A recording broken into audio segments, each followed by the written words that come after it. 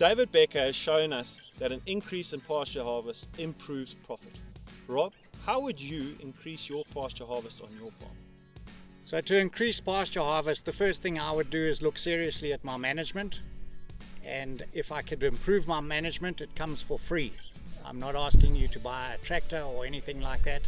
And we know that about a 5% increase is possible from increased management, and that will translate into about 1.5 million rands worth of milk sold. The second thing I'd do is I'd sit down and I'll calculate a proper fodder flow and work out how much I need for that number of cows that I'm milking. I would also look at the system that we're using. So there are generally two systems that are used. You can oversow every year like some people, or you could use the 4-year system where you replant 25% of your platform every year. We know that a first year ryegrass will give you about 16 tons, and then Sidara have shown that it drops off at about 40% per annum after that. The other thing I would do is I'd definitely use the best varieties that I could, so look at trial results. And even though it's more expensive, we've shown that the increase in cost of a better variety that yields better is more than compensated in terms of the extra milk that you get back for your money outlaid. Remember too that pasture harvest is a back calculation from milk yield. So the first thing they do is they take your concentrates, they minus off the energy that came off the concentrates, then they minus off the energy that came from, let's say, your maize silage, and then whatever milk is left over must have come from grass.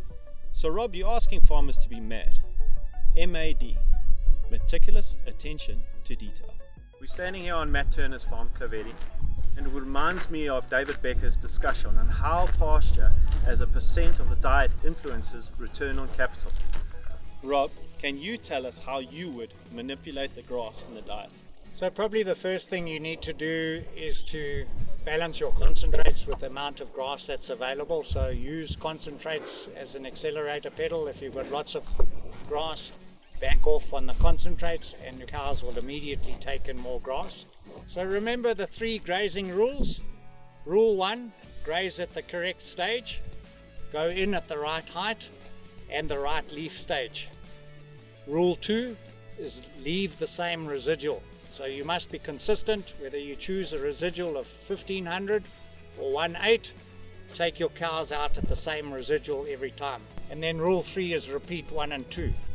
The last thing is remember that grass is cheaper than anything that comes on a truck, and the more grass that you can get into the diet, the more profitable your dairy business will be.